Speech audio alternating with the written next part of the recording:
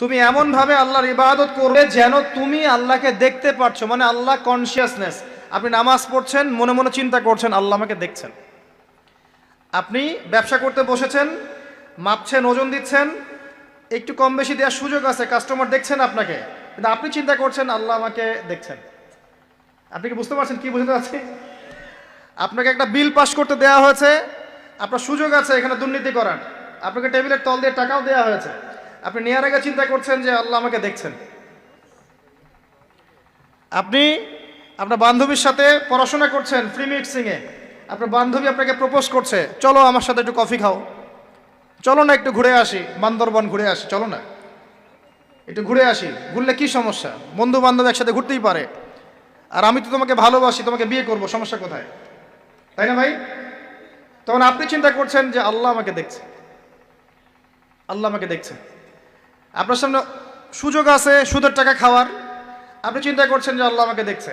সামনে আপনার জমি আছে, আপনি তামাক লাগাবেন না কলা চাষ করবেন, এখন তামাক লাগাতে গিয়ে চিন্তা করছেন আল্লাহ আমাকে দেখছেন। আমি কি বুঝাতে পারছি ভাই? এইভাবে প্রতিটা কাজ করা যে আল্লাহ আমাকে দেখছেন, এই চেতনার নাম হচ্ছে ইহসান। কি নাম? এটা অনেক উচ্চ পর্যায়ে। এই পর্যায়ে গেলে মানুষ আল্লাহর মারেফত পেয়ে যায়, এই পর্যায়ে গেলে মানুষ আল্লাহকে পেয়ে যাবে ইনশাআল্লাহ তাআলা।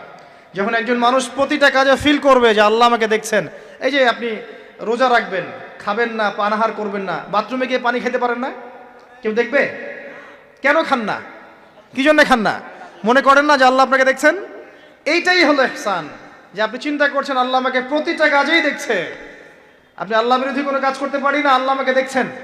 আমি কারো প্রতি জুলুম করতে পারি না, আল্লাহ আমাকে দেখছেন। বোনের সম্পত্তি আত্মসাৎ করতে পারি না আমি, আল্লাহ আমাকে দেখছেন। নামাজ না পড়ে আমি বাসায় ঘুমিয়ে থাকতে পারি না, আল্লাহ আমাকে দেখছেন। যাকাত না দিয়ে আমি থাকতে পারি না, আল্লাহ আমাকে দেখছেন।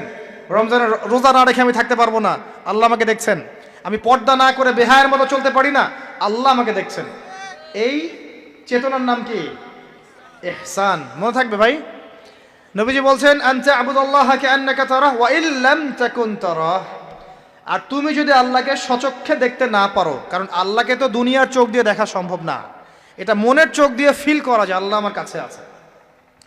যদি তুমি আল্লাহকে দেখতে না পারো তাহলে জেনে রেখো ওয়া ইল্লাম তাকুন তারাহ ফাইন্নাহু ইয়ারাক, যে আল্লাহ পাক তোমাকে দেখছেন। এই চেতনা লালন করো।